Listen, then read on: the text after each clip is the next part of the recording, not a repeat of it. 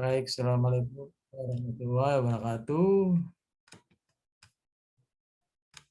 Kita akan memulai apa yang dikatakan dari segi aspek keamanan ya. Kalau kemarin adalah aspek kualitas ya. Sekarang bagaimana keamanannya? Karena bagaimanapun juga bahwa IP itu lebih rentan sebenarnya dari sisi keamanan dibandingkan dengan sirkuit ya. Makanya kalau misalnya Anda ngirim WA gitu yang isinya apa istilahnya kejahatan gitu ya, transfer uang dan segala macam, kalau lewat IP memang gampang gitu, pelacak ya. Tapi kalau misalnya kita lewat pakai PSTN ya, misalnya kita bicara segala macam ya, rasanya sulit untuk bisa diambil ininya ya, direkod ya, direkam. Beda dengan IP sangat gampang itu. Jadi memang ya kondisinya seperti itu. Makanya kita harus bagaimana caranya untuk menanggulangi itu semua ya. Jadi tentunya ini juga yang dibahas dalam sistem keamanan di NJ ini masih dasar sebenarnya ya. Jadi mungkin yang urut-urutnya saja dalam hal ini. Jadi kalau kita lihat bahwa di aspek keamanan ini yang paling penting sebenarnya ada tiga ya. Tiga yang utama tentunya yang banyak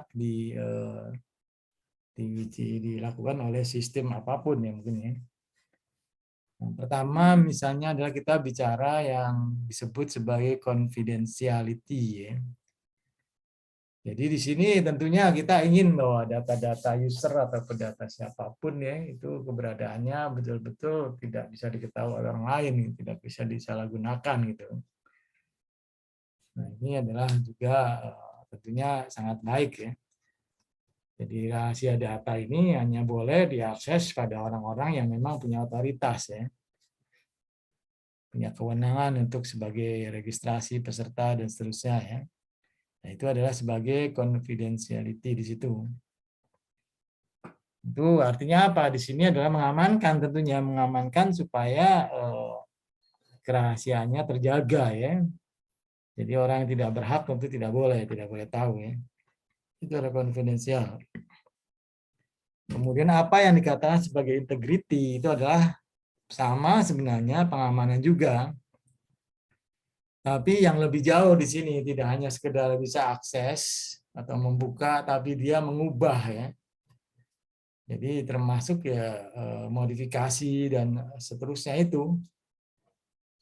Jadi menambah, mengurangi, menghapus, dan menggandaan juga sama. Penggandaan itu sifatnya sama termasuk integrity.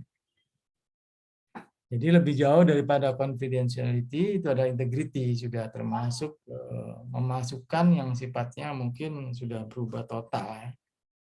Nah, seperti itu. Kemudian apa yang disebut sebagai evaluability di sini adalah merupakan dimensi keamanan ya, untuk meyakinkan bahwa tidak ada pencegahan kepada pemilik otoritas terhadap akses. Jadi kalau memang saya sudah registrasi sebagai user daripada NJN, ya harusnya tidak ada masalah ya, artinya aksesnya bisa ya. Artinya apa? Di sini kita trace satu persatu dari elemen jaringan yang ada di sana di network seperti apa, kemudian informasi yang tersimpan juga artinya bisa kita masuk ke dalamnya ya. Kemudian juga informasi yang mengalir atau layanan dan aplikasi yang disebabkan pemutusan jaringan. Nah, ini tentu kita punya hak ya mendapatkan layanan. Prinsipnya seperti itu, artinya ketersediaan ya. Ketersediaan artinya tidak dihalangi kita bahwa kita punya otoritas, punya hak untuk bisa menikmati layanan availability dari network tersebut ya. Kira-kira seperti itu.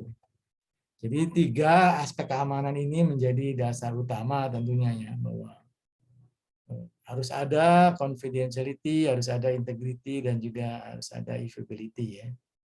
Sama kalau kita lihat di aspek keamanan di buku Stalling juga sama, dia membicarakan tiga hal yang penting itu ya. Oke. Berikutnya adalah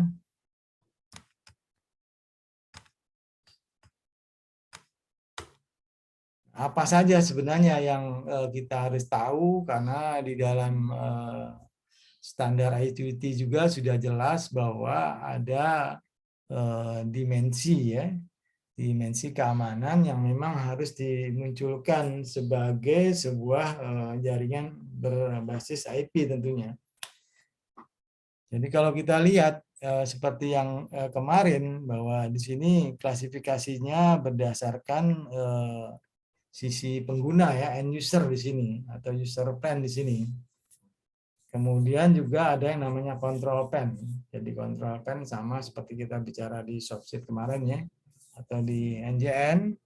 Kemudian di sini ada manajemen plan. Jadi ketiga plan tersebut itu otomatis kita buat sebuah sistem security-nya di sini ya. Jadi misalnya secara infrastruktur seperti apa security-nya, kemudian secara layanan seperti apa, kemudian secara aplikasinya seperti apa ya. Jadi basisnya itu kemudian dipegangnya apa di sana dari ketiga plan tersebut, yaitu berdasarkan 8 dimensi keamanan. Yang pertama adalah akses kontrol di sini.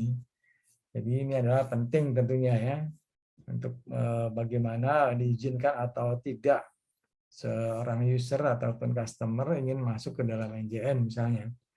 Kemudian juga authentication. Nah, di sini juga penting, jadi butuh otentik yang bisa menunjukkan bahwa si A boleh akses masuk atau tidak ya. Nah, seperti itu. Kemudian apa yang dikatakan non repudiation di sini? Itu artinya merupakan kemampuan untuk mencegah user dari penolakan akses atas apa yang telah dilakukannya. Jadi hampir sama dengan evaluability di sini ya, non repudiation ini. Jadi supaya jangan ditolak bahwa dia aksesnya bisa gitu ya. Itu hampir sama dengan evaluability. Tapi aspek ini juga termasuk pula untuk kreativitas konten.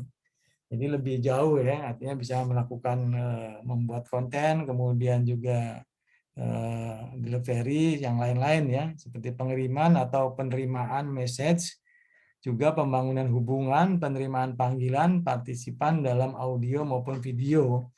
Jadi nampaknya ini adalah lebih luas ya, artinya dia bisa harus jangan dicegah, dihambat untuk masuk ke dalam. Jadi sama dengan evaluability, tapi bisa masuk melakukan aktivitas di dalamnya yang lebih jauh ya. Itu adalah non repudiation. Kemudian berikutnya adalah data confidentiality. Jadi ini juga tentu seperti tadi tiga aspek keamanan, salah satunya adalah dengan confidentiality tadi ya. Itu adalah penting supaya betul-betul terjaga. Jadi rasanya kita punya data nggak boleh diketahui orang lain seperti yang tadi disampaikan ya. Jadi tidak boleh sembarangan yang bisa akses gitu ya. Kemudian juga di sini adalah communication security. Ini adalah aspek daripada keamanan tentunya. Bagaimanapun juga bahwa ini adalah dimensi yang penting juga karena kita pandang bahwa sebuah sistem keamanan adalah sebuah sistem komunikasi. Jadi tentu adalah penting. Kemudian data integrity, jadi seperti tadi bahwa data integrity artinya jangan sampai kita dijebol ya, dia lakukan diganti isinya, dimodifikasi, kemudian dihapus dan seterusnya. Jadi yang berikutnya juga availability seperti tadi bahwa memang kalau yang sudah berhak untuk masuk ya dipersilakan masuk. Kemudian yang terakhir di sini adalah yang ke-8 itu adalah privasi ya. Jadi betul-betul bahwa kita punya data itu betul-betul 8 dimensi ini diterapkan tentunya. Termasuk 3 tadi confidentiality, integrity, dan juga availability-nya sudah ada. Ditambah lagi dengan 5 yang lain ya, termasuk access control, authentication itu ada tambahannya. Nah, kemudian kalau kita urut dari mulai antara sebuah sistem yang IP-based tadi, kemudian kita lindungi dengan dimensi keamanan 8 tersebut. Nah, kita bisa melihatnya bagaimana apakah kita dikatakan sebagai sebuah ancaman, mungkin kita bisa lakukan terhadap sistem tersebut, ataukah langsung sebuah serangan ya. Nah, ini juga bisa prosesnya mungkin kita bisa melihat apakah bentuknya adalah destruction, kemudian corruption, ataukah removal, atau juga disclosure, atau juga interruption. Itu sama-sama prinsipnya bahwa kategorinya masuk ke dalam antara ancaman dan serangan. Nah, kemudian juga apa yang dikatakan bahwa secara bidang tadi, bidang end user, bidang kontrol, bidang manajemen plan ini sebenarnya artinya sangat rentan sebenarnya. Jadi full vulnerability di sini. Sangat rentan untuk bisa tiap-tiap keamanan, lapis keamanan itu bisa diserang tentunya. Nah, itu adalah seperti itu. Jadi di sini apa yang dikatakan sebagai full vulnerability adalah celah-celah atau bagian-bagian yang potensial terhadap serangan. Jadi bisa aja kita menyerang di sisi servisnya ya, atau juga di aplikasinya sehingga tidak jalan. Itu adalah masuk dalam kategori full vulnerability ya. Itu kalau kita lihat seperti itu. Oke, kita lanjut. Apakah ada yang mau tanyakan sampai di sini 8 dimensi keamanan tersebut? Ada yang mau tanyakan? Silakan. Pak, saya mau nanya, Pak. Dan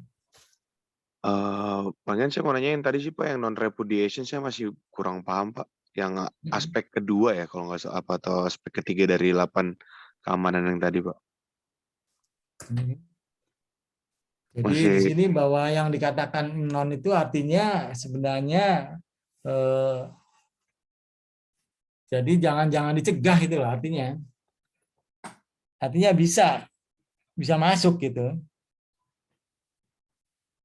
Nah, kemudian di sini tentu artinya udah bisa masuk dia melakukan sesuatu gitu. Artinya melakukan suatu kreativitas, aktivitas ya. Nah, itu adalah dimungkinkan. Nah, kalau misalnya di sini hanya repudiation lawannya tentunya ya, berarti dia tidak bisa tentunya. Tidak bisa aksesnya juga tidak bisa dan apalagi dia melakukan aktivitas kreativitasnya tentu apalagi ya. Nah, seperti itu. Jadi dikatakan di sini adalah sebagai non repudiation. Kira-kira seperti itu, Andian. Jadi oke, baik, Pak. kebalikan daripada non repudiation adalah repudiation sendiri. Jadi kalau repudiation berarti dia dibatasi ya, dicegah gitu ya. Hak aksesnya nggak bisa. Jadi istilahnya di sini non itu adalah supaya dibuka gitu, supaya dibuka dan dia melakukan suatu aktivitas ya, gitu. Oke, Pak. Baik, Pak. Jadi Makasih, Pak. istilahnya non ya, bukan repudiation tapi nonnya. Karena ingin jangan dicegat, jangan dibatasi atau jangan ditolak akses saya gitu, seperti itu. Oke, ada lagi yang mau coba tanyakan?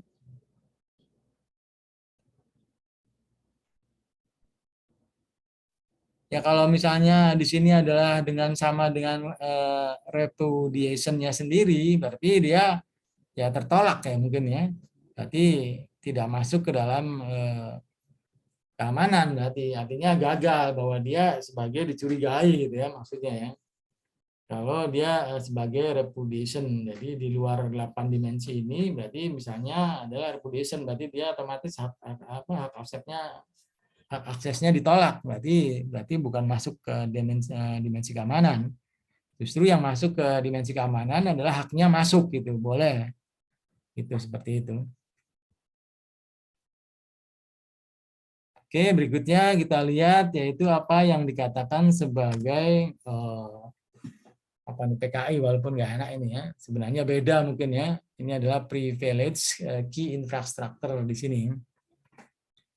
Jadi intinya bagaimana dia bisa mengakses ya, bisa masuk ke registrasi, otoritasnya bisa masuk dan juga mendapatkan sertifikasi mungkin ya.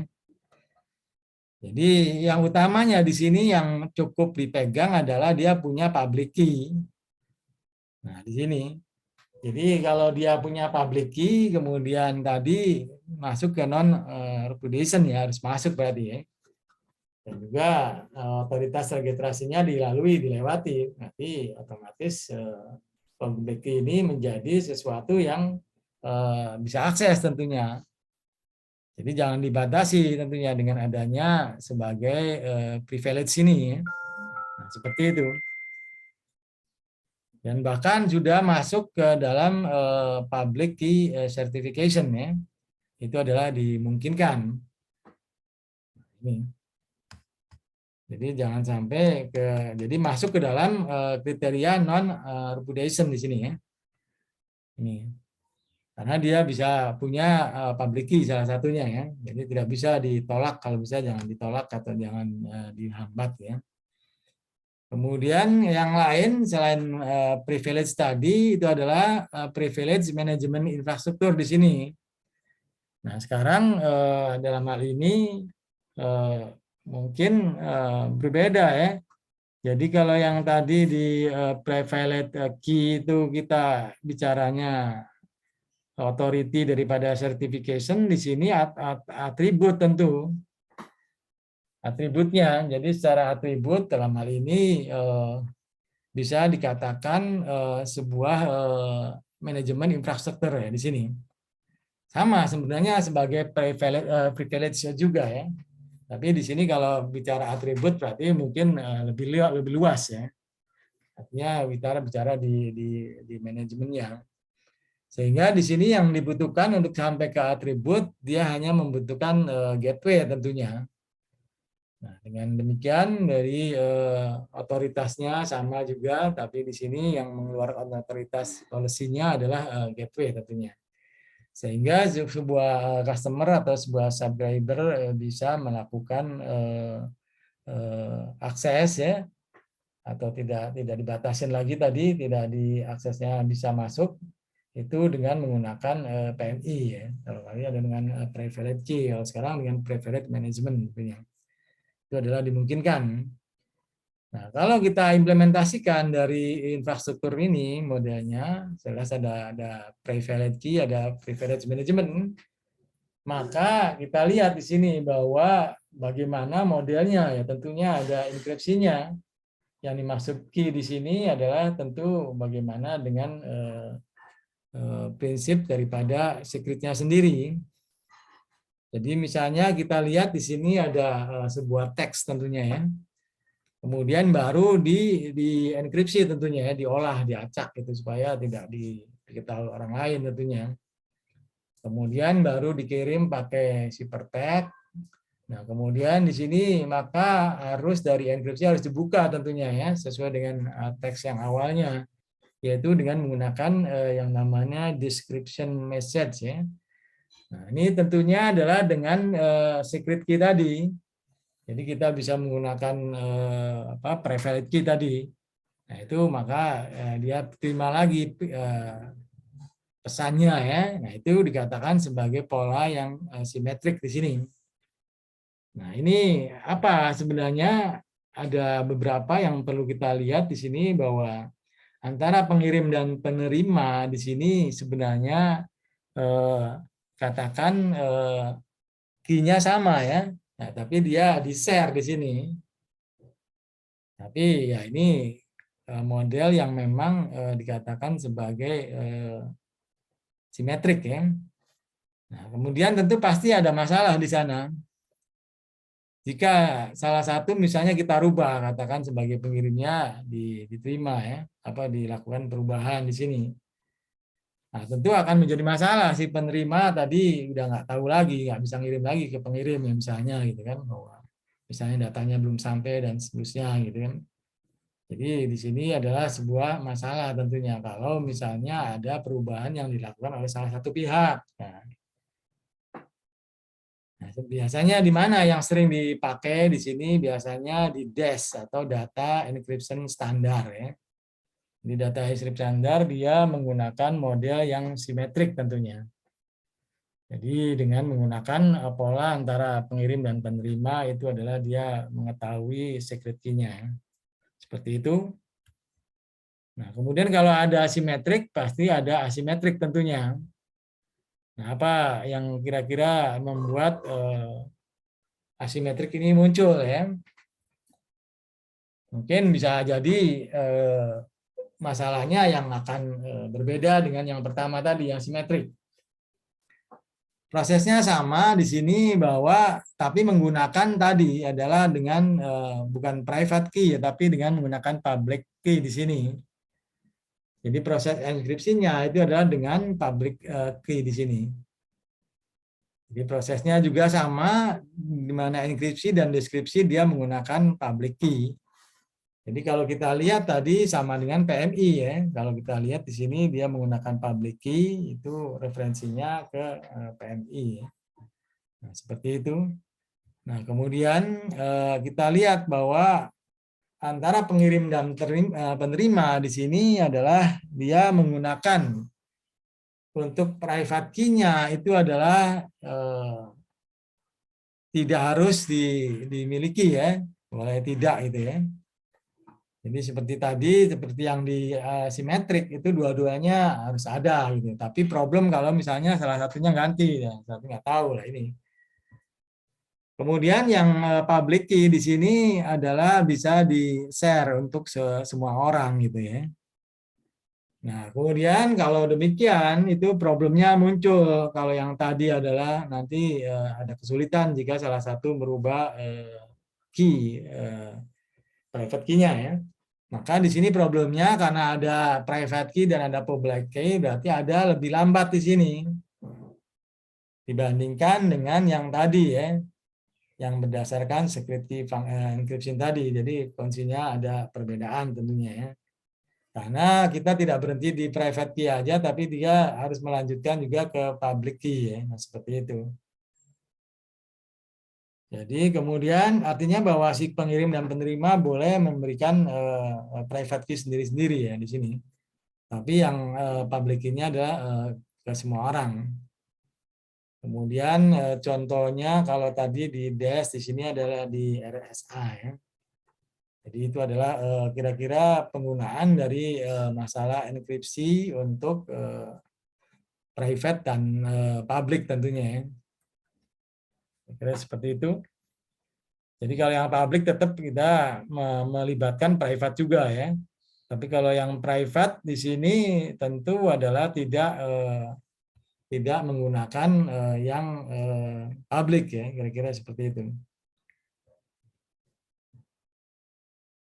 Oke, sampai sini ada yang mau tanyakan apa ya itu yang disebut sebagai PKI atau privilege key, kemudian juga apa yang disebut sebagai privilege management ya. Jadi kira-kira kemudian apa yang disebut dengan simetrik, kemudian apa yang disebut sebagai asimetrik ya. Kalau simetrik dia hanya sifatnya secret key, kemudian kalau asimetrik dia menggunakan public key dan juga private key ya. Kira-kira seperti itu.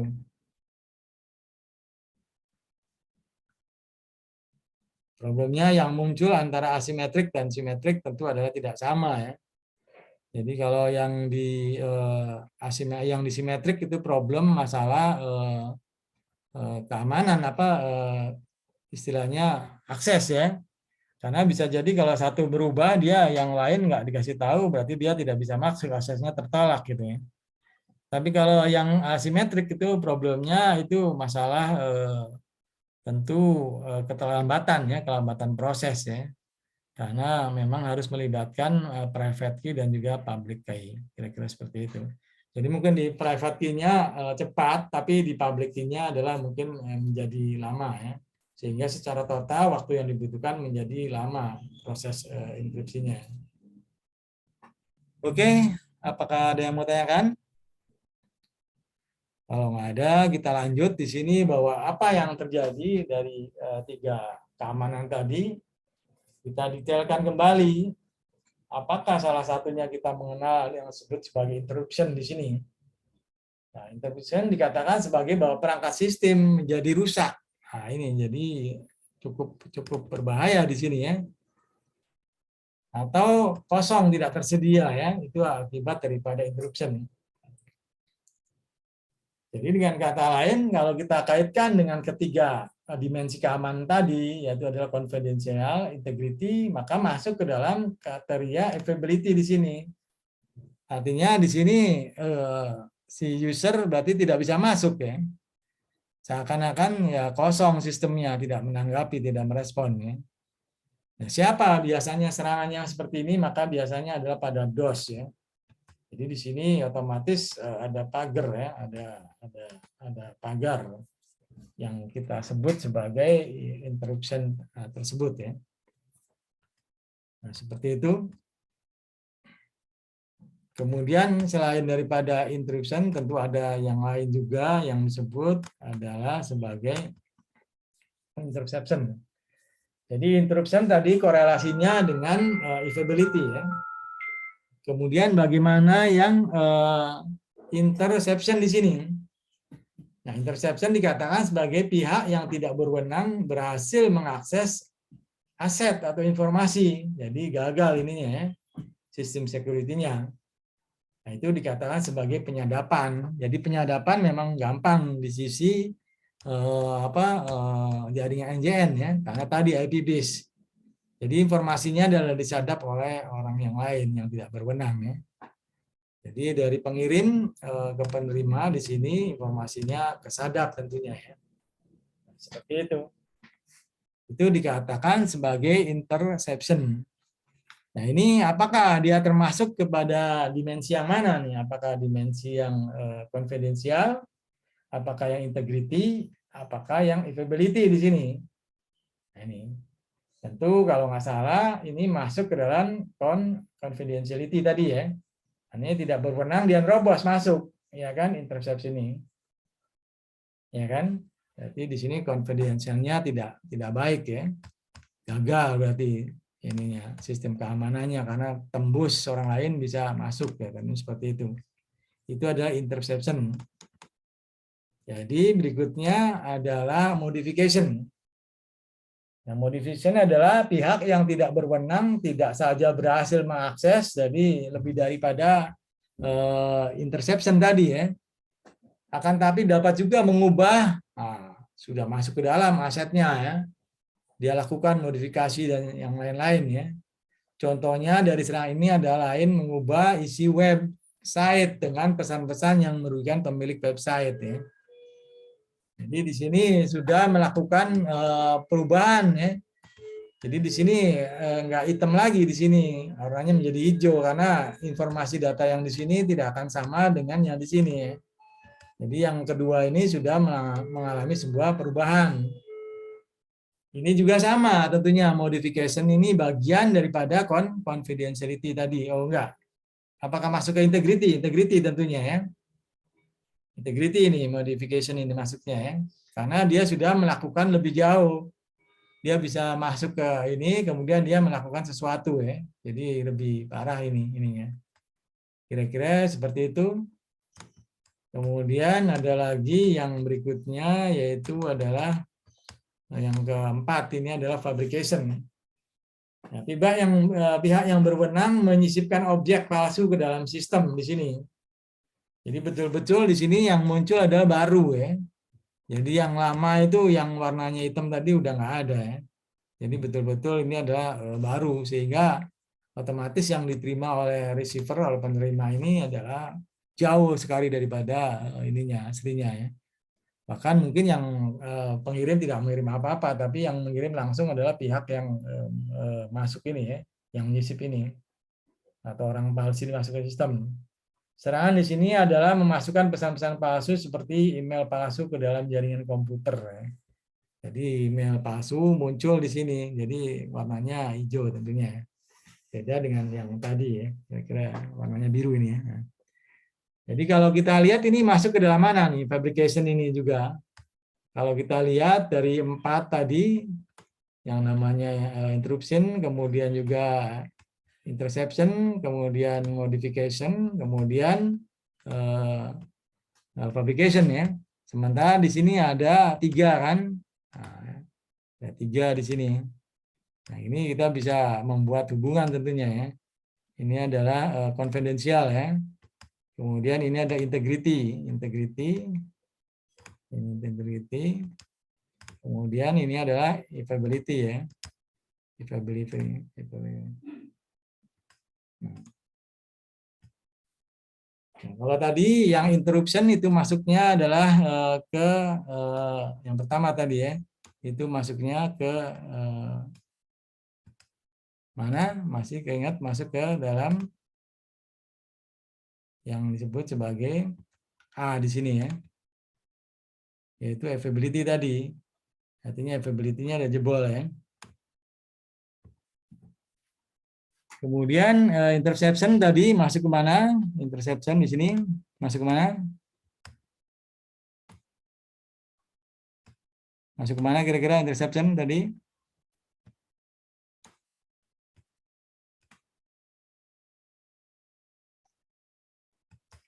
Masuk ke mana interception? Inteligensi atau confidentiality ya?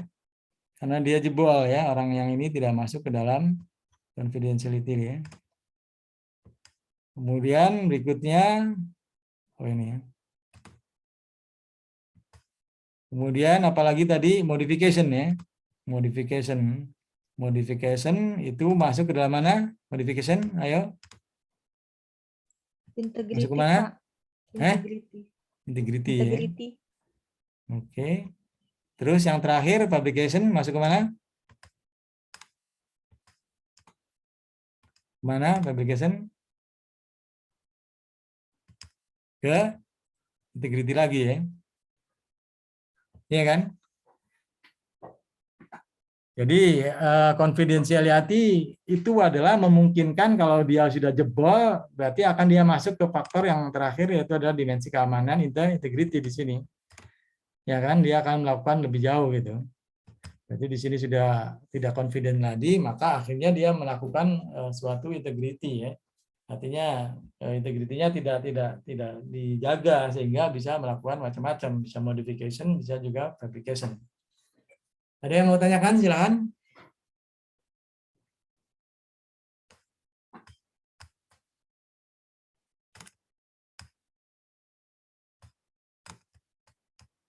Oke, kita lanjut juga ini ada gambar-gambar saja sebenarnya ya. Jadi misalnya seorang X berkomunikasi dengan seorang Y di sini ya. Jadi biasanya dalam hal ini adalah pakai apa nih? Pakai internet tentunya ya. Medianya. Jadi ya nggak ada masalah gitu. Tapi nanti kita lihat bagaimana terjadinya jenis-jenis yang mungkin ya serangan tadi. Nah, seperti apa gitu. Nah, kemudian baru yang kedua di sini ketika komputer Anda Y sedang menerima atau menunggu pesan M dari pengirim. Jadi dalam hal ini Y dia yakin bahwa X itu mengirim M paket ya pada Y. Jadi dia posisinya adalah lagi menunggu. Kemudian berikutnya adalah bahwa A dapat menggagalkan. Nah, tiba-tiba muncul ini A dapat menggagalkan pengiriman M dari X ke Y. Nah, ini apa nih? A ini udah apa nih masuknya nih? Kalau tadi muncul. Ini adalah apa tadi? Sebagai jebolnya daripada confidentialnya, ya kan? Confidentiality tadi. Ya, dari ini begitu dia jebol otomatis dia muncul adanya yang baru di sini, ya, confidential. Jadi dengan adanya confidential di sini jebol, maka akan muncul adanya yang tidak kita hendaki ya, muncul di sini. Oke, kemudian berikutnya kita lihat bagaimana. Nah, apalagi di sini A dapat mengcopy M ketika melewatinya. Ini masuk apa nih? Masuk apa nih? Benar ya? Halo, gimana? Boleh? Salam? Hah?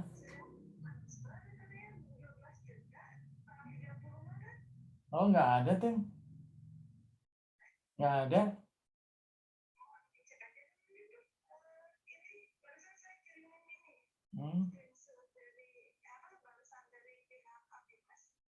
Ntar coba ya. Tapi nggak ada di rekening sih.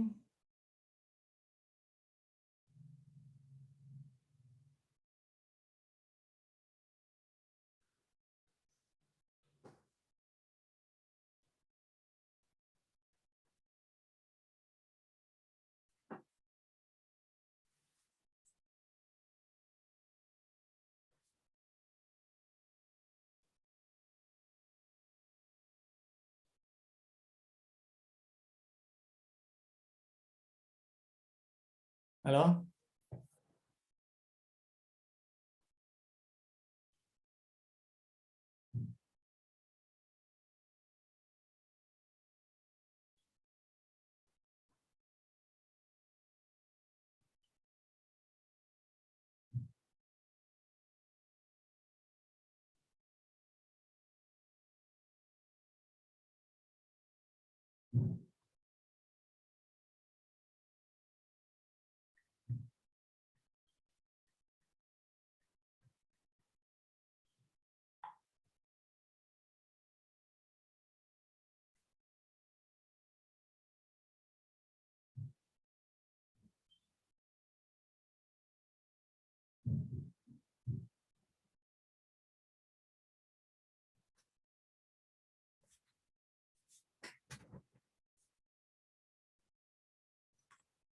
Oke.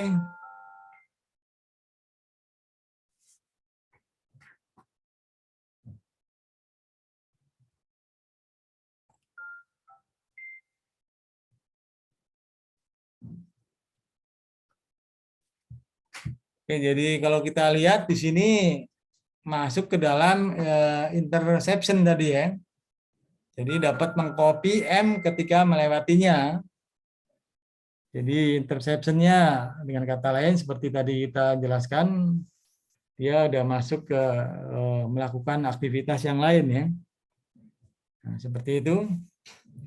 Jadi dia akan mengcopy ya apa yang dikatakan yang dikirim oleh X itu di-copy oleh si A ini ya. Tapi dalam hal ini confidential memang udah jebol ya, udah nggak confident lagi di sini. Tapi dia setidaknya dia udah masuk ke sistem ya, udah masuk ke sistem. Jadi apa yang diketahui oleh Y itu A tahu gitu, prinsipnya seperti itu. Itu masih tingkatnya adalah sebagai interception tentunya. Oke. Nah, berikutnya ternyata dia melakukan hal-hal yang lain di sini, maka dia dapat melakukan modifikasi atau mengubah pesan yang asli M menjadi M absent.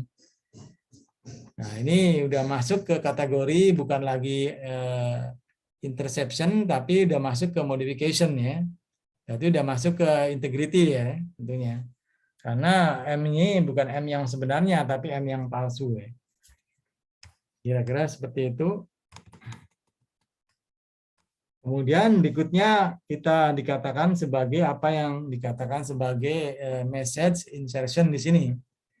Jadi A dapat mengirim M seolah-olah M tersebut dikirim oleh X ya. Jadi nggak tahu menahu dari di sini bahwa posisi X itu tidak melakukan apa-apa ya, tapi kreativitas daripada A sendiri pada Y ya untuk mengirim pesan. Jadi M-nya ini M palsu tentunya ya. Karena M hasil daripada rekayasa A tentunya. Itu masuknya ke dalam intersection ya. Insertion, penyisipan tentunya ya. Ya, kira-kira seperti itu. Kemudian yang lain juga tentu adanya kita bisa melihat apa yang dikatakan sebagai replay. Jadi ada penyisipan tadi seakan-akan bahwa A yang dikerjakan oleh A itu dilakukan oleh X ya. Nah, berikutnya itu adalah replay di sini. Jadi A dapat membalas pesan M yang sebelumnya dikirim oleh X dan diterima oleh Y di sini. Jadi dalam ini di sini bahwa A dapat membalas pesan M yang sebelumnya dikirim oleh X dan diterima oleh Y. Jadi seakan-akan di sini bahwa A itu adalah aktif ya. Artinya sudah membuat negosiasi sendiri dengan pihak Y di sini. Tapi mengatasnamakan X tentunya. Nah, seperti itu. Jadi di sini bahwa insertion sama replay ini adalah satu paket ya, saling membeli tentunya.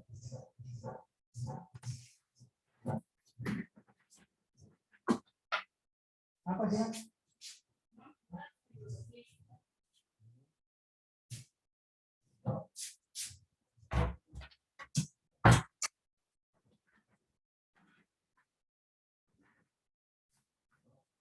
Oke, jadi bahwa ada antara insertion sama replay ini adalah sangat berhubungan, artinya sebenarnya tidak melibatkan X sama sekali gitu ya.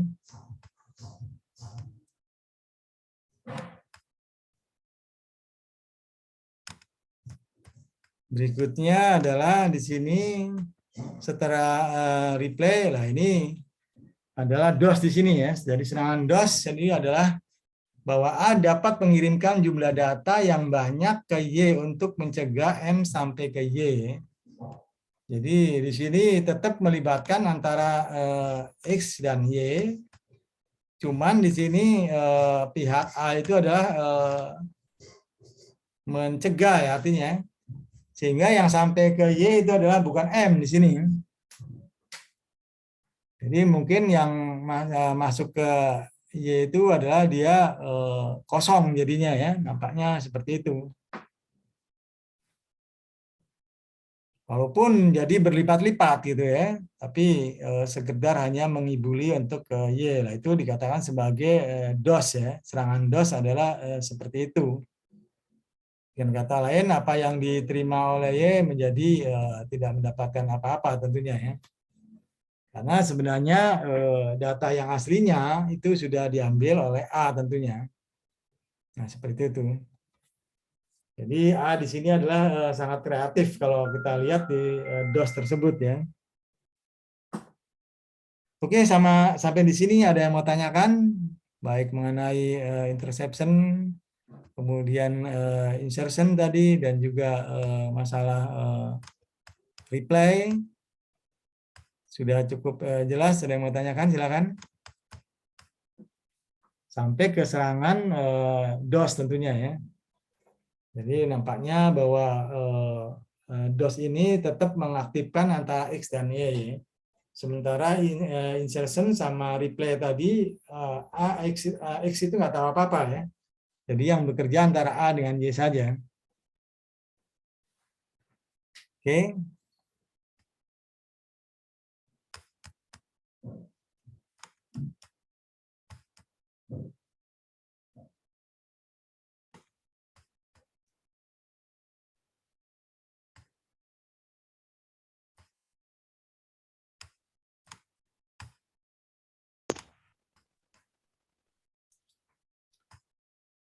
Nah, ini dari stalling ini ya. Ini bagus juga untuk Anda pelajari. Pada prinsipnya, 3 dasar keamanan adalah seperti ini, confidentiality, integrity, dan availability ya. Kemudian kita pakai gambar-gambar tadi. Jadi ini kalau kita lihat sebuah flow yang normal adalah seperti ini, antara sumber dan tujuan gitu. Harusnya seperti itu. Tapi kalau kita gambarkan dengan jenis-jenis serangan tadi, apa interupsi, berarti dia dicegal ya. Yang kata lain ini adalah dicegal, ini dibatasin. Kemudian interception berarti pihak lain dia muncul nih. Jadi confidential ini udah terusir ya. Sudah udah terbuka. Kemudian modification berarti dia melakukan sesuatu tentunya ya. Modification. Kemudian baru fabrication. Fabrication tidak melibatkan A sama sekali di sini. Kalau modification masih ada ya. Jadi betul-betul hanya antara penjahat atau penyerang dengan penerima. Jadi fabrication bisa masuk ke dalam tadi insertion sama replay tadi ya. Itu masuk ke dalam ini karena dia tidak melihatkan pihak pengirim di sini ya. Atau sumber informasinya, tapi dia create sendiri yaitu dengan insertion maupun juga replay tadi. Jadi hanya melibatkan ini. Sedangkan secara DOS tadi berarti melibatkan sama seperti ini ya, sama seperti interception, tapi dalam hal ini datanya nggak ada di sini. Jadi datanya kalau di sini masih ada datanya, cuma diketahui oleh sepihak A di sini ya. Kalau interception, tapi kalau DOS di sini datanya kita nggak tahu, udah hilang gitu, udah bukan kosong ataupun nggak bisa ya kita peroleh. Oke, kira-kira seperti itu. Jadi bisa juga digambarkan dengan model-model yang seperti ini tentunya. Ini. Jadi kita masukkan ke dalam kriteria bahwa sebuah serangan itu ada yang namanya pasif dan juga aktif di sini. Jadi kalau kita lihat di sini apa yang dikatakan sebagai pasif misalnya yaitu adalah message apa nih konten ya. Jadi contohnya antara Bob dan Alice di sini. Jadi ini adalah jaringan IP-nya. Kemudian ada pihak yang ketiga yang muncul di sini. Jadi dia melakukan sesuatu yang tidak bisa dikehendaki ya. Nah, kemudian juga sama di samping itu menggunakan traffic analyst juga sama. Dia pihak DART ini mengetahui sesuatu tentunya ya. Jadi bisa melakukan perubahan pesan dan seterusnya sehingga percaya aja di sini ya karena dia sebagai penerima. Jadi itu dikatakan sebagai model-model yang pasif ya. Kaitannya seperti itu. Jadi kemudian tentu ada yang aktifnya juga. Kalau yang aktif di sini sebenarnya sudah langsung dia melakukan sesuatu di sini.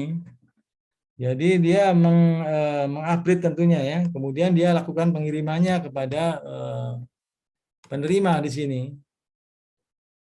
Jadi di sini tentu adalah sudah tidak asli lagi ya. Nah, ini dikatakan sebagai aktif.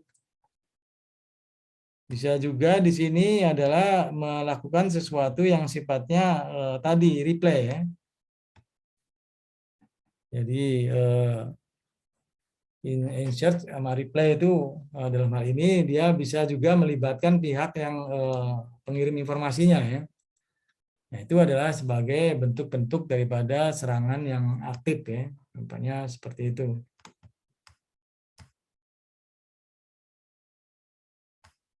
Oke. Kemudian ada lagi di sini yang aktif itu adalah tadi melakukan modifikasi ya. Itu masuk ke dalam serangan aktif itu. Jadi yang diterima oleh Alice itu tidak asli lagi seperti yang dikirimkan oleh Bob ya. Jadi bisa jadi seperti tadi bahwa yang diterima oleh Alice menjadi M absen ya bukan M ya, tapi M absen sudah dirubah oleh si DAR ya sebagai penyerang. Nah, ini dikatakan sebagai modification. Kemudian yang tadi dikatakan sebagai denial of service di sini dia betul-betul bahwa seakan-akan DAR ini betul-betul merubah ya, merubah segala data yang ada di dalam ini sehingga akses untuk ke sana adalah tidak bisa ya, mati tentunya ya. Jadi di sini sudah tidak asli lagi, tapi misalnya tadi Bob dia pengen email segala macam, tiba-tiba tidak bisa melakukan emailnya, jadi dianggapnya putus ya. Itu menjadi sesuatu yang dikatakan sebagai DOS, serangan DOS. Atau dia mau transfer file, dia tidak bisa melakukan itu semua karena sudah kena DOS ya, servernya sudah dirubah, diotak-atik oleh DAR. Nah seperti itu. Oke, sampai sini ada yang mau tanyakan? Silakan.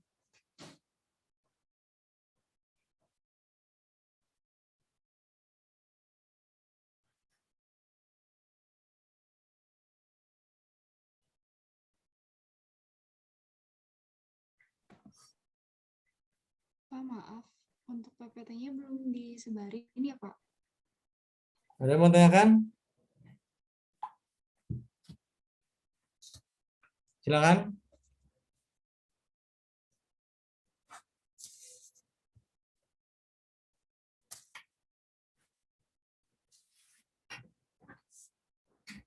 Sebenarnya kalau kita lihat di antara yang serangan aktif itu yang paling berbahaya yang mana?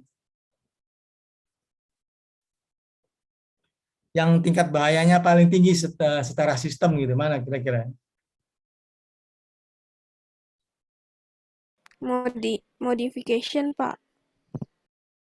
Modification. Mana lebih bahaya mana daripada DOS?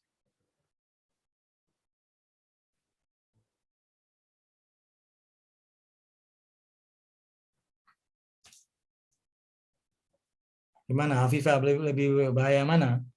Kalau menurut saya modification, Pak. Kenapa? Alasannya kenapa? Karena merubah pesan aslinya, Pak. Hmm. Jadinya udah otentik lagi. Itu mungkin secara individu ya, artinya ke penerima kan. Tapi kalau secara sistem kan lebih bahaya DOS dong, karena setiap orang yang mau masuk ke server sudah tidak bisa ya. Jadi serangan aktif yang berupa DOS ini sebenarnya yang paling tinggi bahayanya secara sistem ya. Kalau DOS tuh pesannya nggak sampai ya, Pak? Kenapa? Ya Kalau kosong aja, DOS. kita nggak bisa ini, nggak dapat akses ke server. Ataupun kalau dapat Oh. istilahnya dia nggak dapat informasi yang kita inginkan gitu. Seperti itu.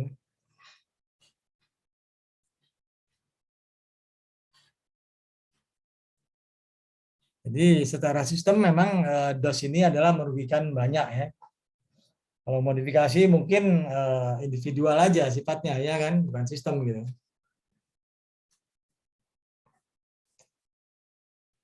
Oke.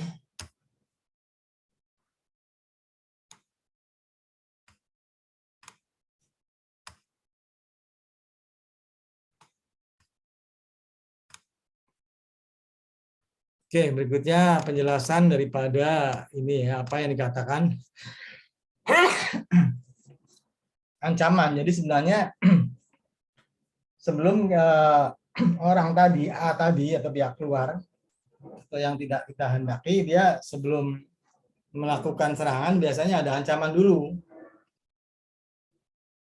Jadi secara definisi apa yang dikatakan sebagai ancaman adalah seorang atau sesuatu atau kejadian atau ide yang menimbulkan bahaya bagi suatu aset. Sesuatu yang memungkinkan penembusan keamanan. Jadi artinya bahwa ancaman ini adalah akan membesar menjadi sebuah keamanan ya, keserangan ya. Jadi artinya belum direalisasi gitu kan. Begitu realisasi maka dikatakan sebagai serangan. Itulah dikatakan sebagai ancaman ya.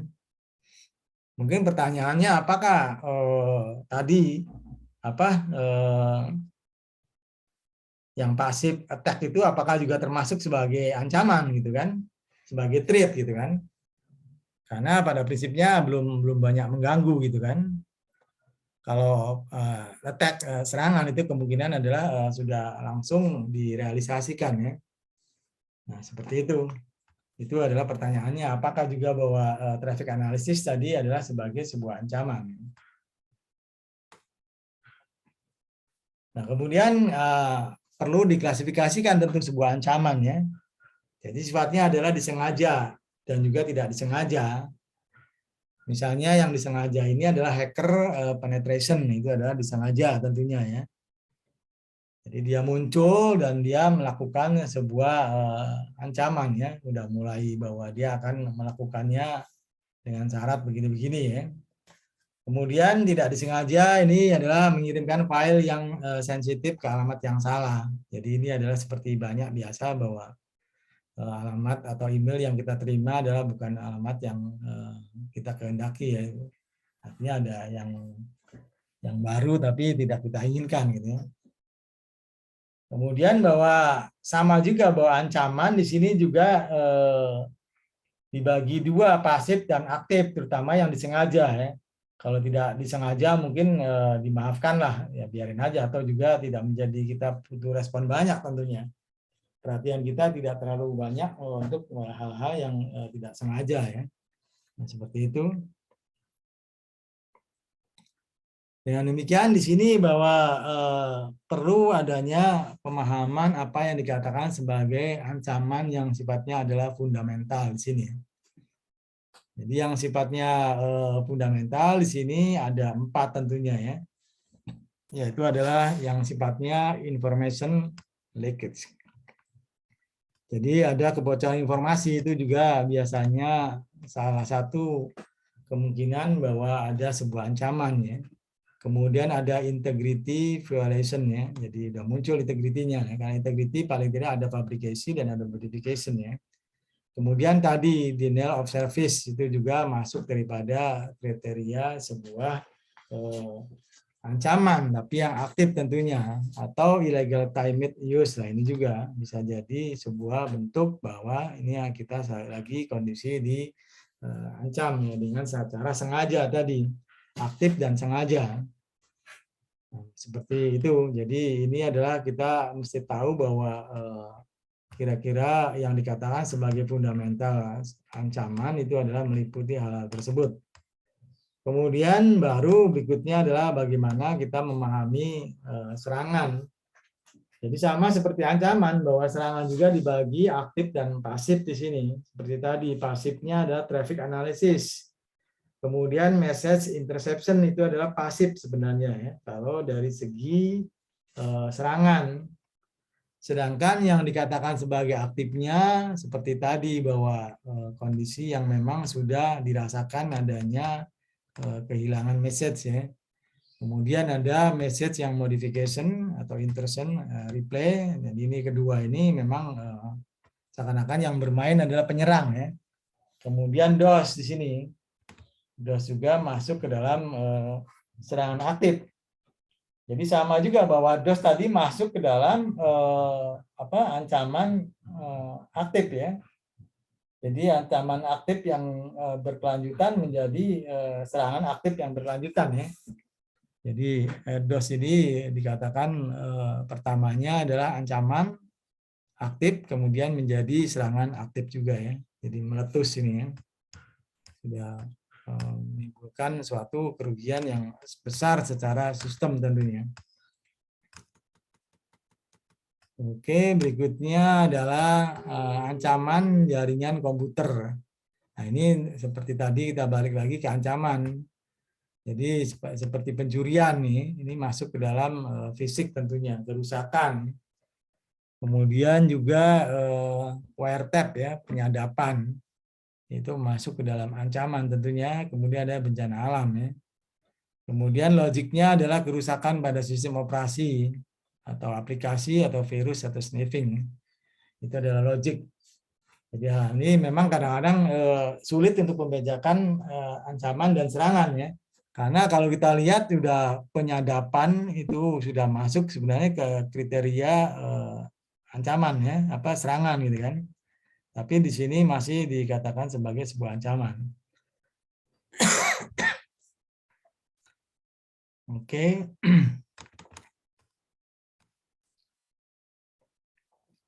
Berikutnya bagaimana kita tertarik dengan ancaman tadi ya.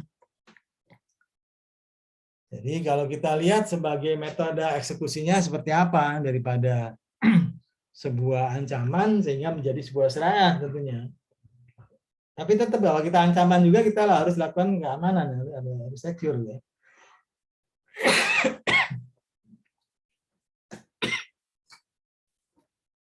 Jadi secure tidak hanya untuk keamanan tapi juga untuk serangan.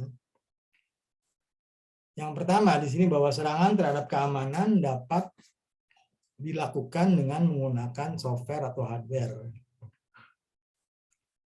Jadi itu adalah sebuah metode aja, cara ya.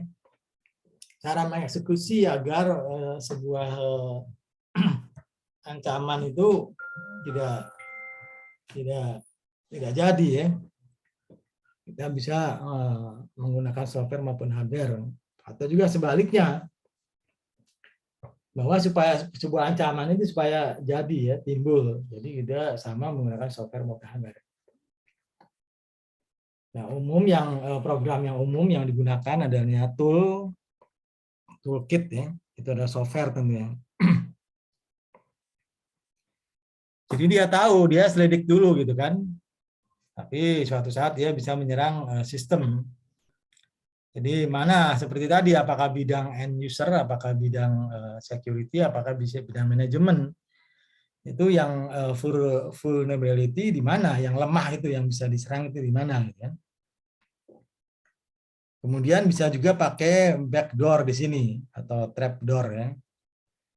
Berarti dia otomatis bahwa melakukan pembukaan kode atau firewall dengan sengaja untuk mendapatkan hak akses. Jadi udah masuk di sini ya, interception-nya tanpa melalui proses autentifikasi dan otorisasi yang normal. Pokoknya dia masuk ke interception ini.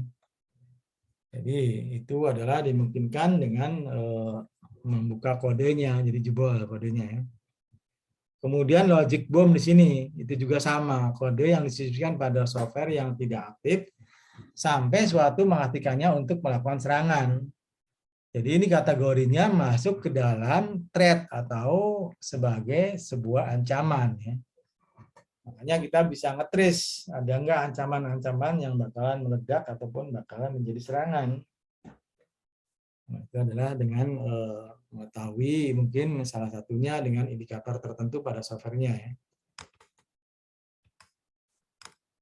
Nah, berikutnya juga misalnya kita melangkah berikutnya dari sebuah ancaman menjadi serangan ya.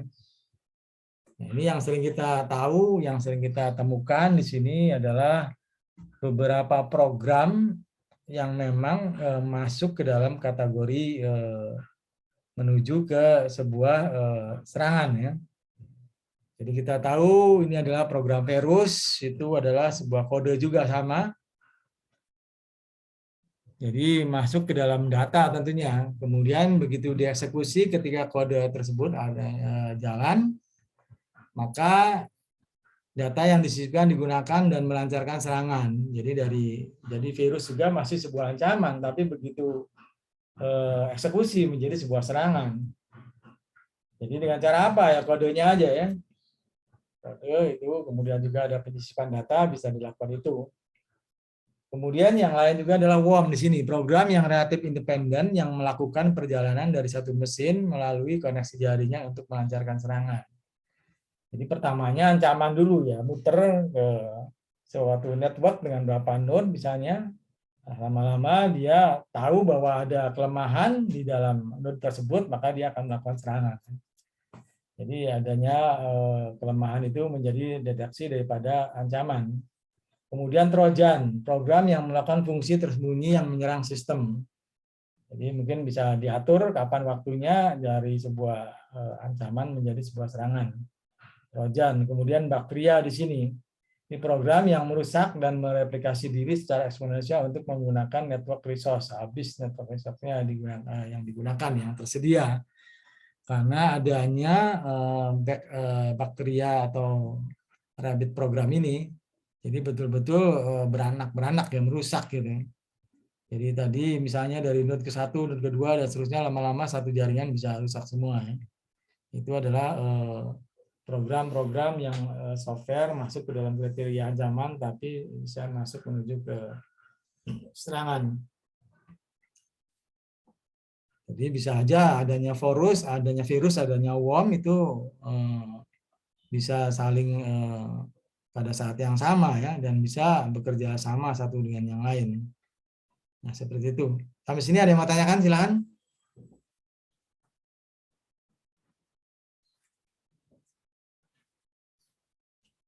Silakan.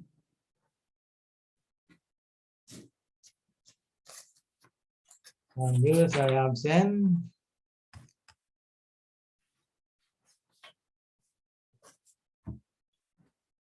Yang kurang itu kemarin ada nggak coba?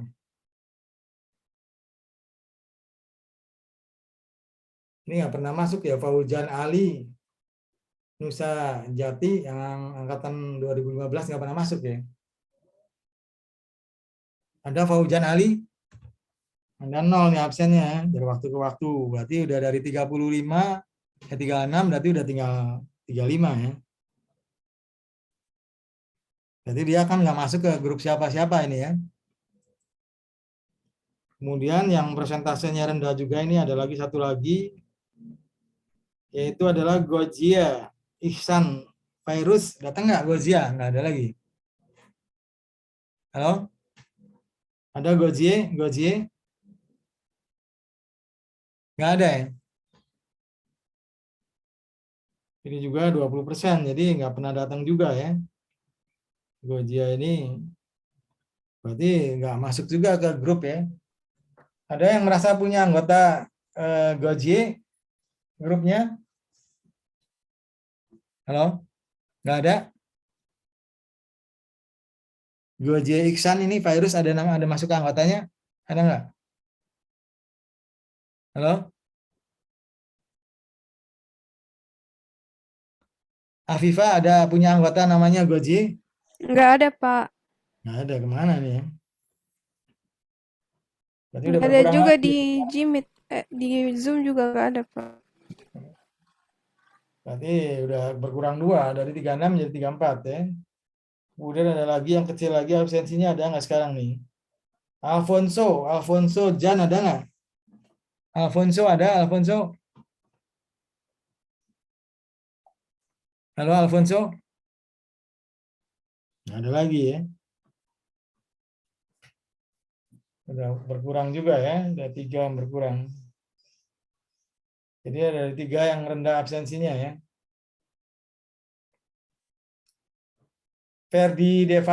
Devanto ada? Ferdi Devanto? Ferdi Devanto ada? Nggak ada. Bayu Aji ada? Bayu Aji? Bayu Aji nggak ada, berarti nggak ada. Ini yang senior ini susah ya. Bayu Aji saya juga nggak ada ya. Dafadil ada? Dafadil? Dafadil ada? Dafadil?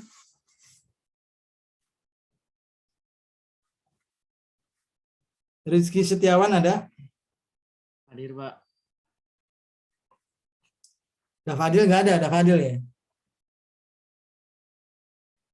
Adrian tadi ada ya? Tadi Adrian. Melenia ada? Melenia? Hadir, Pak. Nur Amrina? Hadir, Pak. Muhammad Fikri? Hadir, Pak. Laras Puspito Sari? Pak. Reza Nur Saifa? Hadir, Pak. Arya Maulana? Arya Maulana? Hadir, Pak. Alfonso ada? Alfonso?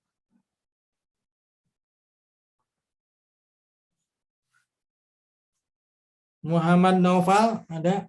Adiapasa? Hadir, Pak. Hadir, Pak. Muhammad Naufal Yafi Haris ada? Pak. Habibur Rahman ada? Habibur Rahman? Hadir, Pak.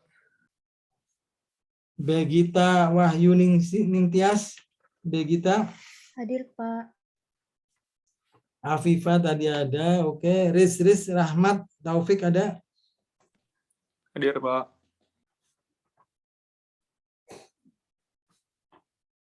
Dila Wandani?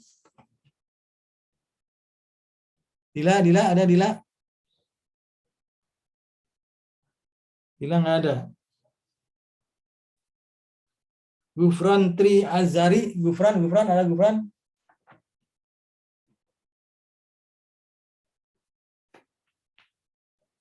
Muhammad Fakihnah ada?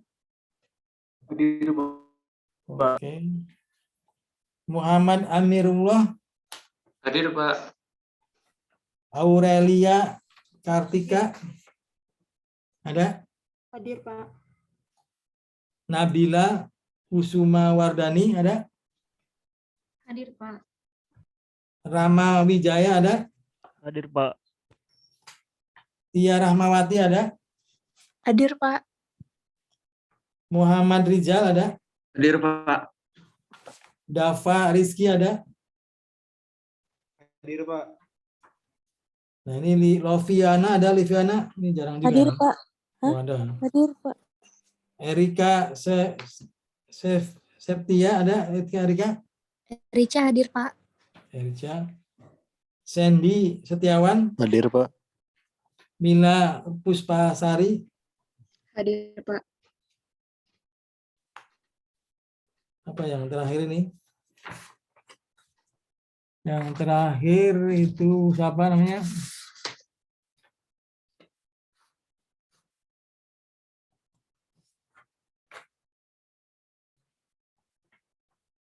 Yang ini Bina Safani ada? Rafani? Ada, Pak. Hadir, Pak. Chandra Eka ada? Chandra ada, Chandra? Nggak ada. Oke.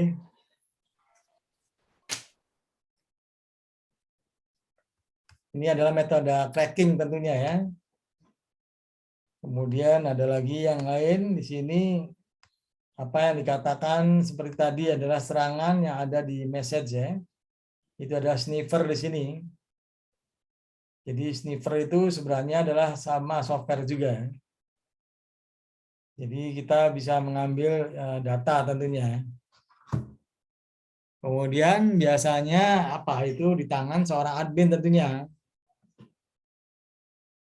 Biasanya untuk mencari kesalahan debugging ya. Jadi sniffer ini adalah penting, admin punya sniffer sehingga dia memantau adanya apakah adanya ancaman tentunya ya. Nanti suatu saat akan menjadi serangan. Kemudian dari sisi admin seperti tadi bisa dimanfaatkan untuk memantau, tapi dari sisi cracker di sini dapat digunakan untuk menyadap password jika dikirim dalam bentuk clear text ya. Jadi di satu sisi dia bisa dimanfaatkan untuk memantau adanya serangan ataupun ancaman. Di sisi lain bisa juga digunakan untuk mengambil password ya atau menyadap password di sini. Jadi di sniffer ini adalah fungsinya bisa dipakai untuk menggunakan apapun mengambil atau ini ya. Tadi udah masuk ke dalam, jadi udah jebol sebenarnya ininya, pertahanannya ya, konfidensialnya tadi.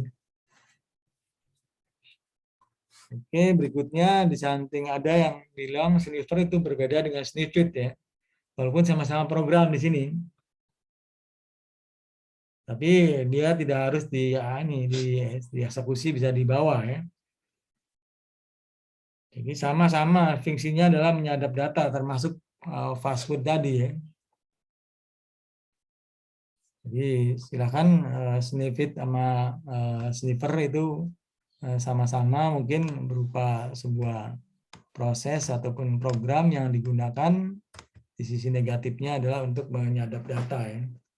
Kira-kira seperti itu. Nah, kemudian ada contoh software yang lain di sini, itu adalah TCP dump ya di sini. Jadi program gratis yang umum digunakan untuk menangkap paket-paket di sistem yang khususnya adalah Unix ya. Tapi di Windows juga ada namanya jadi Windows Up ya. Jadi ini adalah dengan TCP dan juga di sini adalah dengan Windows tentunya ya. Jadi ini gratis tentunya. Jadi gunanya untuk menangkap paket yang dicurigai tentunya ya. Kemudian setelah ditangkap data paket ini dapat diolah dengan program lainnya seperti dengan menggunakan program TCP Show, TCP Trace dan seterusnya, sehingga benar-benar bahwa kita tidak tertipu ya, bahwa ini benar-benar paket ini ada ilegal ya, dan di dalamnya juga ada informasi serangan yang bisa meledak ya. Jadi ini adalah tentu sangat bermanfaat ini ya, baik admin maupun user yang lain ya, masalah yang TCP dump ini ataupun juga Windows dump ya. Kira-kira seperti itu. Tinggal dilanjutkan program-programnya dengan TCP Show, itu kelanjutan daripada TCP dump supaya lebih yakin bahwa ini adalah sebuah ancaman yang akan menimbulkan serangan, atau juga Wireshark juga bisa ya, kira-kira seperti itu. Nah, ini serangan DOS yang tadi kita bicarakan itu bisa berupa programnya yang kita pakai, bisa line attack, kemudian yang lain ya, itu kita bisa lakukan ini beberapa penggunaan daripada serangan DOS sehingga kita tidak jadi aksesnya tertutup ataupun tidak berhasil ya. Kemudian apa yang dikatakan sebagai virus itu adalah kode tentunya ya, kode yang disisipkan pada data ya. Atau juga data lain bisa aja ya. Yang penting dia bisa tereksekusi. Makanya di sini masuknya bahwa virus itu sebenarnya kalau belum tereksekusi adalah masih berupa ancaman. Ya. Jadi begitu kodenya digunakan, dibuka, berarti otomatis menjadi sebuah serangan. Maka dia akan melancarkan serangan tersebut ya. Baik untuk individu maupun juga untuk sistem. Kemudian yang lain kita lihat apa selain virus ada lagi yang namanya Trojan. Di sini sebuah aplikasi remote administrator yang digunakan untuk tujuan negatif. Sama dengan virus sebenarnya ya. Itu adalah disisipkan. Sehingga kita nggak tahu bahwa ada tiba-tiba kena Trojan ya. Mungkin lebih halus daripada virus ya. Trojan diaktifkan dan dikendalikan dari jarak jauh atau dengan menggunakan timer atau waktu ya. Jadi kalau Trojan itu tidak harus menggunakan kode. Kalau virus tadi adalah menggunakan kode tentunya ya. Nah, seperti itu. Kira-kira. Kemudian yang lain ada Trojan, ada virus, ada worm di sini. Tapi dia betul-betul berkembang di sini ya. Jadi menyerang jaringan komputer dan yang lain-lain. Dilakukan dengan scanning terhadap komputer lain untuk kemudian menyerang komputer lain tersebut. Jadi memang salah satunya modelnya ancaman dulu ya, kemudian baru masuk ke dalam serangan tentunya ya. Jadi proses scanning ini juga sama, mencari kelemahan mana ya sebuah node atau user itu yang dianggapnya bisa untuk diserang ya, dari sisi misalnya di sisi aplikasinya ya, atau di sisi layannya dan seterusnya, itu bisa dilakukan dengan worm seperti ini. Demikian pula sebenarnya Trojan dan virus juga sama, pasti ngambil yang rentan yang bisa diserang ya. Oke, kira-kira itu ada yang mau tanyakan? Silakan.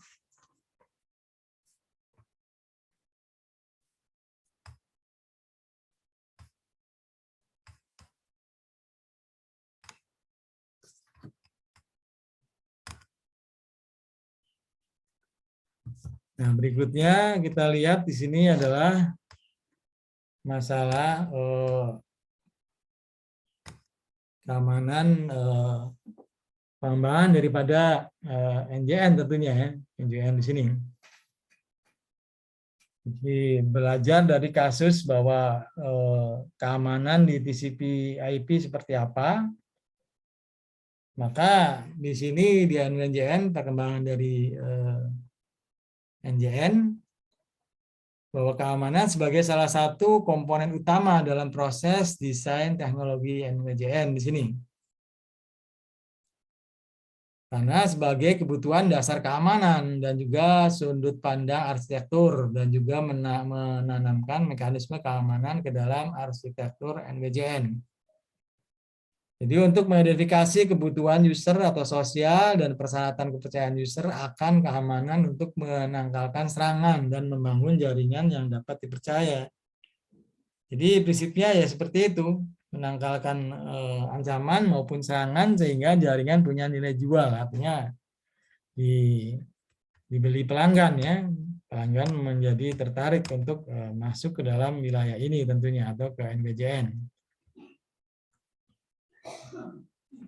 Nah, kuncinya di sini yaitu bahwa dalam sisi keamanan dikenal adanya EAAA ya. Di sini adalah authentication, authorization, dan accounting. Ini adalah penting. Jadi juga sebagai prinsip pengujian pengamanan ya oleh user, karena kalau misalnya jebol di authentication berarti ya keamanannya akan jebol ya. Jadi authentication-nya harus benar. Demikian juga atau authorization bahwa dia udah punya otorisasi, udah punya registrasi, masuk, punya akses ya. Nah, kalau misalnya ternyata dia orang lain seperti A tadi muncul tiba-tiba, otomatis jadi jebol ya. NWJN juga sama. Ditambah di sini adalah accounting tentunya ya. Jadi faktor accounting juga adalah penting untuk menghitung semua apa yang diberikan oleh network ke konsumen atau ke pelanggan di sini. Jadi IEEE ini juga adalah dilakukan dalam proses pengamanan dari sisi akses user ke jaringan. Nah, seperti itu. Jadi user yang terkoneksi tersebut akan melalui proses IEEE oleh ISP untuk bisa mengakses layanan yang disediakan oleh ISP. Nah, seperti itu. Jadi dalam hal ini bahwa IEEE itu adalah bagian daripada proses pengamanan untuk NWJN. Nah, seperti ini. Dari siapa yang menyediakan? Yaitu adalah ISP di sini. Jadi bisa aja ada sebuah ISP yang berbeda, ISP-A dan ISP-B di sini. Maka tentunya di sini user dia harus mendapatkan tadi IEEE ya. Makanya di sini adalah meminta authentication request di sini. Pada ISP-B karena kebetulan yang dekat seperti itu. Kemudian sampai menuju ke yang ditujunya tentunya ya. Sehingga akan mendapatkan respon daripada minta autentikasi tersebut. Misalnya dikenal bahwa ternyata dia mintanya ke ISP-E bukan ke B, jadi di sini dia akan mendapatkan responnya tentunya.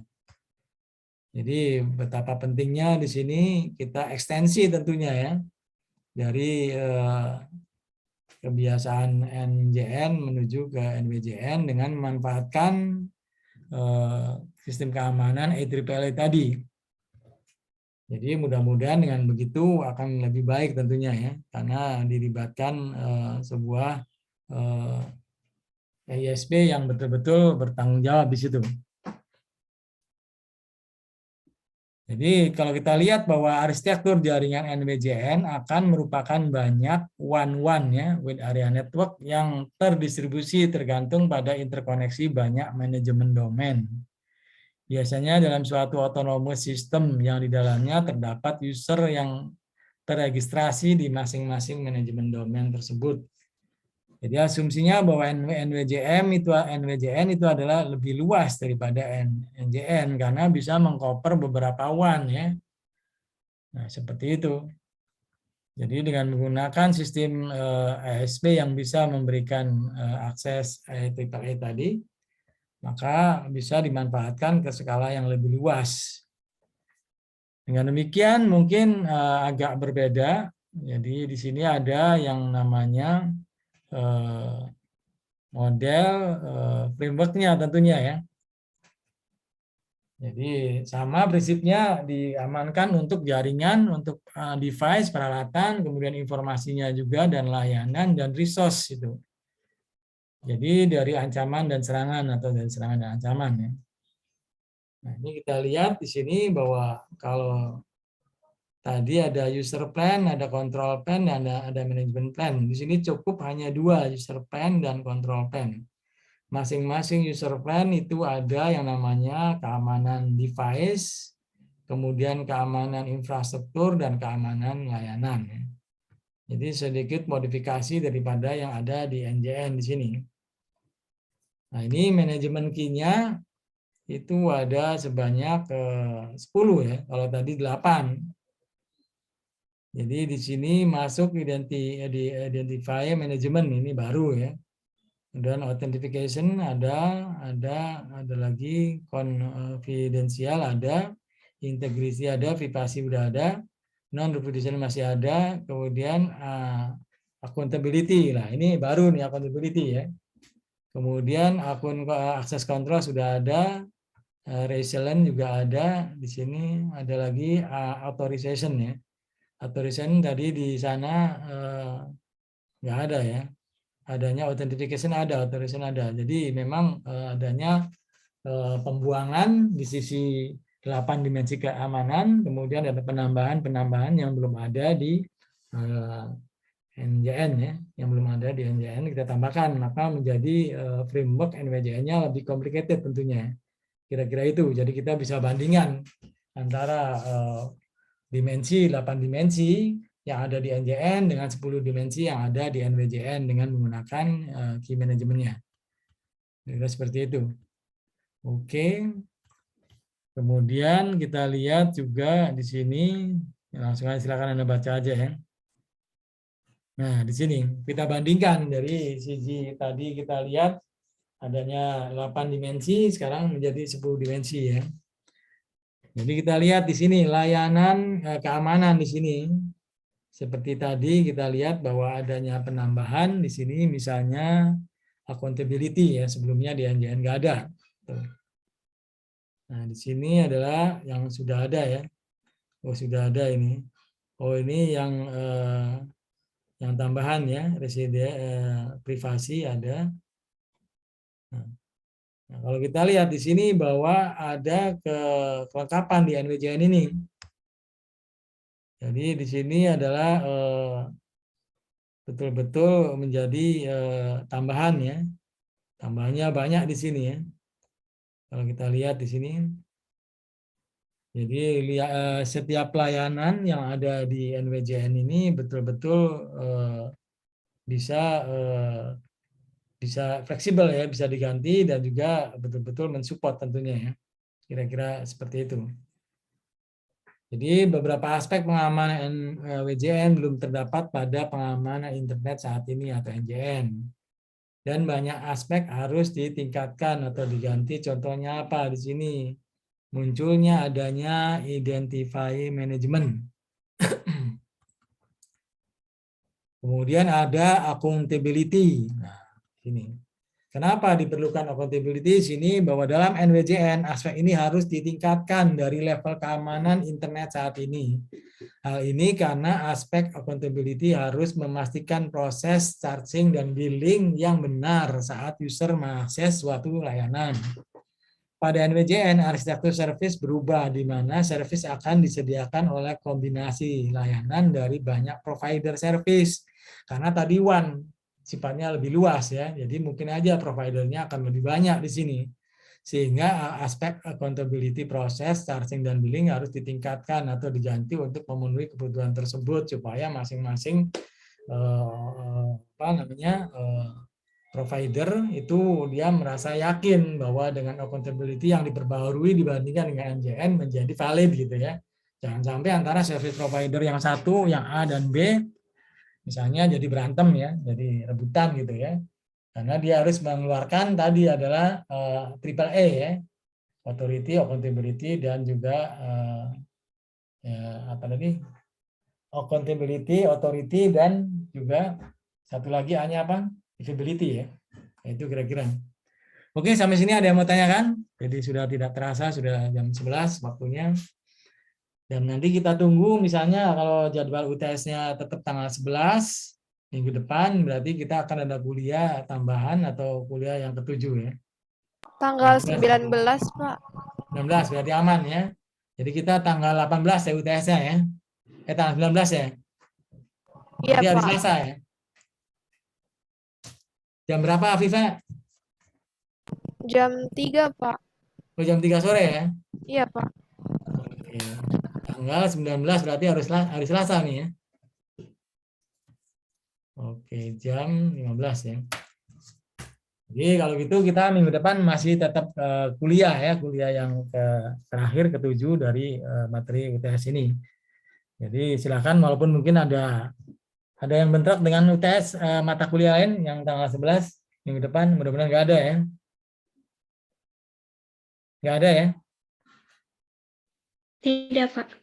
Oke, kalau gitu alhamdulillah. Baik, terima kasih atas kehadiran semua ini. Walaupun tidak maksimal ini. Ada yang tadi yang belum diabsen, ada nggak? Memang nggak ada ya. Jadi memang sudah Pak, izin bertanya, Pak.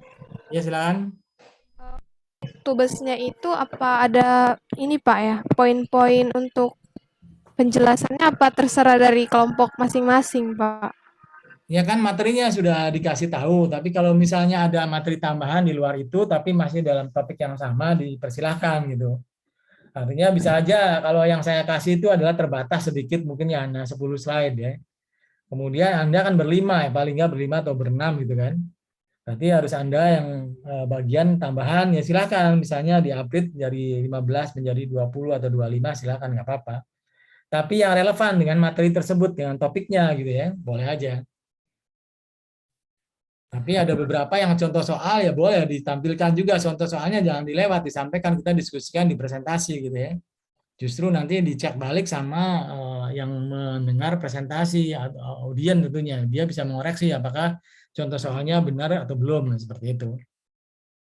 Ataupun bisa dipertanyakan gitu kan. Jadi akan lebih, pokoknya boleh aja Anda dikasih kebebasan, yang penting jangan terlalu sederhana, tapi memancing supaya dipertanyakan, sehingga dalam diskusi nanti di Anda presentasi harus banyak yang bertanya, gitu aja sifatnya Afifah ya. Jangan datar-datar dan jangan yang mudah-mudah, supaya kita mendapatkan penanya yang banyak gitu ya. Jadi suatu presentasi yang banyak, yang disampaikan dengan tepat, kemudian banyak penanya, itu sebenarnya yang berhasil gitu ya. Kalau yang nggak ada penanya sebenarnya berarti materinya tidak bisa dipahami dan mungkin terlalu mudah sehingga gampang dimengerti gitu ya. Nah, seperti itu. Oke, Afifah, bisa paham ya? Iya, Pak. Baik, Pak. Terima kasih, Pak. Ya, silakan, masih ada lagi mau tanya yang lain? Jadi tidak terasa kalau sudah UTS, kemudian kuliah 1, 2, 3, nanti kuliah yang ke berapa? Yang ke-11 mungkin bisa ya Anda bisa presentasi kalau memang sudah digarap secara matang, boleh saja. Nanti saya bagi waktunya, mana waktu presentasi, kemudian mana waktu kuliah gitu. Kira-kira seperti itu. Jadi tolong digarap dengan sebaik-baiknya ya, nanti di UTS itu di UAS ataupun presentasi itu bobotnya sama dengan UAS. Jadi jangan dibuat asal-asalan, apalagi kan satu grup 5 atau 6 orang cukup banyak yang bisa berpikir lebih luas gitu ya. Sehingga apa yang disajikan untuk teman-teman semua menjadi menarik, sehingga menjadi bahan pertanyaan yang lebih banyak. Ya, kira-kira seperti itu. Masih ada lagi yang mau tanyakan? Oke, kalau gitu saya tutup aja dan mengucapkan alhamdulillahirrahmanirrahim. Terima kasih atas kehadiran Anda semua. Assalamualaikum warahmatullahi wabarakatuh. Sampai ketemu lagi minggu depan. Tetap semangat walaupun dalam kondisi berpuasa ya. Bahkan kalau bisa ditingkatkan semangatnya ya. Seperti itu ya. Jadi jangan malas-malasan. Nanti saya akan kirim tugas yang kedua ya. Oke, dan tugas yang pertama masih ada yang belum kirim. Kalau masih ada yang belum kirim, silakan dilewat ke email saja ataupun ke WA ya. Tapi nilainya drop ya otomatis ya. Jadi jangan mengharap bahwa saya masih baik, tapi saya hanya bisa berkorelasi dengan masalah penilaian. Tidak 100% mungkin ya. Baik, terima kasih. Sampai ketemu minggu depan ya. Assalamualaikum warahmatullahi wabarakatuh.